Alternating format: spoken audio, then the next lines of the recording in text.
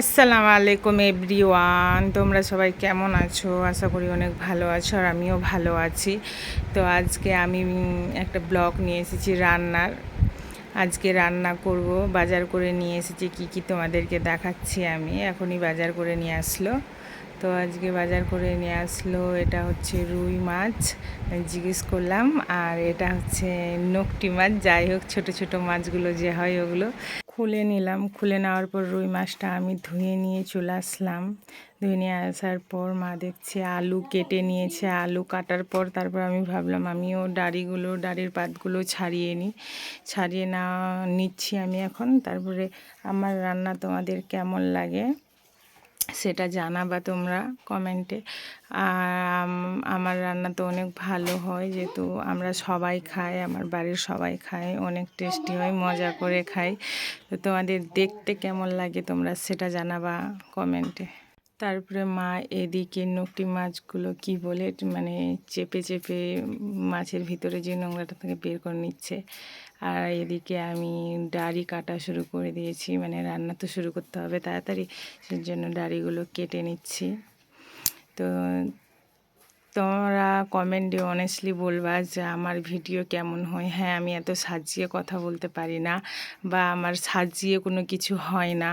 তো আমার গলার কণ্ঠ এত ভালো না, সুরিলা না আমার আওয়াজ। তবু আমার এলোমেলো ভিডিওগুলো যে 100-200 জন মানুষ দেখে এত ভালোবাসা দেয়, 100-200 জন মানুষ, তাদেরকে অনেক ধন্যবাদ। আর এখন আমি রান্না করছি মাছ, নকটি মাছ বেগুন দিয়ে। সেটা আমি ভালো করে মাখিয়ে জল টল দিয়ে তারপরে মানে গ্যাসে দিব। তো তোমাদের এই রান্নাটা কেমন লাগলো সেটা আমাকে জানাবে। তার পাশে ভাত রান্না হচ্ছে, আমি ভাত রান্না করছি। ভাত রান্না করা কমপ্লিট হয়ে গেছে। তো এবার আমি রুই মাছের ঝোল করব আলু আর ডাঁড়ি দিয়ে। তো মশলাটা ভালো করে কষে নিলাম, তারপরে টমেটো দিয়ে দিলাম। এবার টমেটোটা আমি ভালো করে কষাচ্ছি যতক্ষণ না টমেটোটা গলে যায়।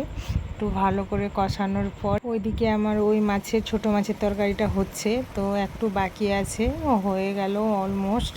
তো যেটুকু বাকি ছিল ওইটুকু হয়ে গেল। আর এদিকে আমি মশলা কষানো হয়ে গেছে, আলু ডাঁড়ির সবজিটা আমি দিয়ে দিচ্ছি। এবার এই সবজিটা আমি ভালো করে কষাবো। কষানোতেই তরকারির টেস্ট হয়, তুমি যত ভালো করে কষাবে তত টেস্ট হবে। তো আমার অলমোস্ট এই তরকারিটা কষানো কমপ্লিট হয়ে গেল। এবার আমি জল দিয়ে দিলাম। জল দেওয়ার পর ঢাকা দিয়ে দিব। কিছুক্ষণ পর ঢাকা তুলে আমি মাছ দিলাম। মাছ দেওয়া আমার কমপ্লিট, মানে তরকারি অলমোস্ট হয়ে আসলো। 5 মিনিট থাকলেই আমি তরকারিটা তুলে নিব। তো আমার রান্না তোমাদের কেমন লাগে কমেন্টে বলবা, আর পারলে আমি তোমাদেরকে